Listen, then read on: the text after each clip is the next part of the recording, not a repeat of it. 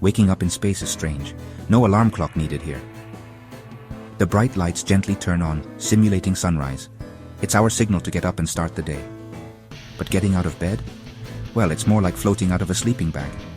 You see, we don't sleep in normal beds up here. We have special sleeping bags strapped to the wall so we don't drift around and bump into things in the middle of the night. The first thing I do is chase my sleeping bag around as it floats, trying to get back inside. Just kidding. Though it would be funny. Seriously though, the first thing I do is grab my hygiene kit.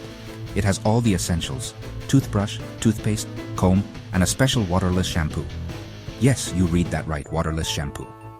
Water is precious up here, so we have to be creative. Brushing my teeth is always interesting. You have to be careful not to let the toothpaste escape and float around the cabin. It's like a mini science experiment every morning. Imagine a tiny minty comet whizzing past your ear.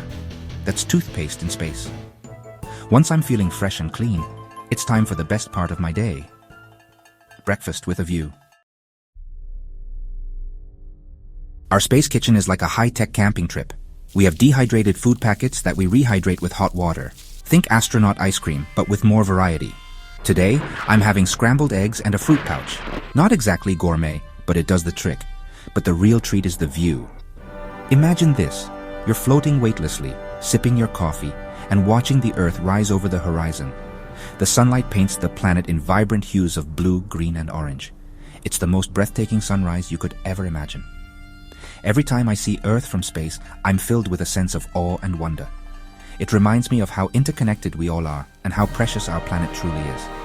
It's a powerful feeling. But enough with the sentimental stuff. Time to get to work.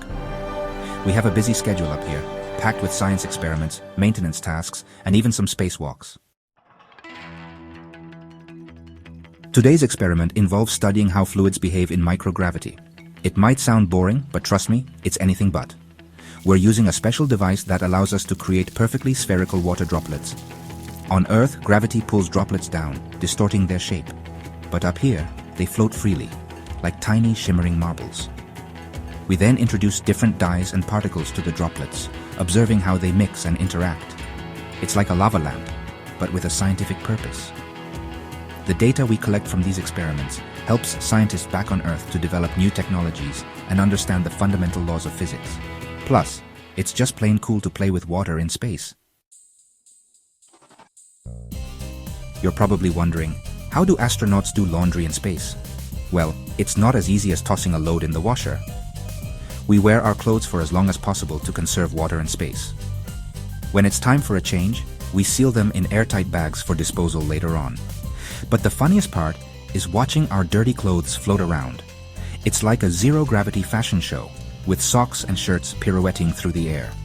Sometimes we even play catch with our dirty laundry.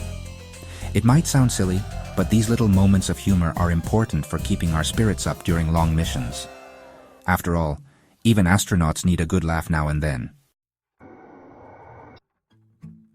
Time for a well-deserved coffee break. Now, making coffee in space is a bit different. We use special pouches that contain pre-brewed coffee. Just add hot water, attach it to the hydration station, and voila! Space coffee is served. Sipping my coffee while gazing at Earth floating serenely below never gets old. It's a constant reminder of how lucky I am to be up here, experiencing something truly extraordinary. These quiet moments of reflection are important for me. They help me stay grounded, figuratively speaking of course, and appreciate the bigger picture.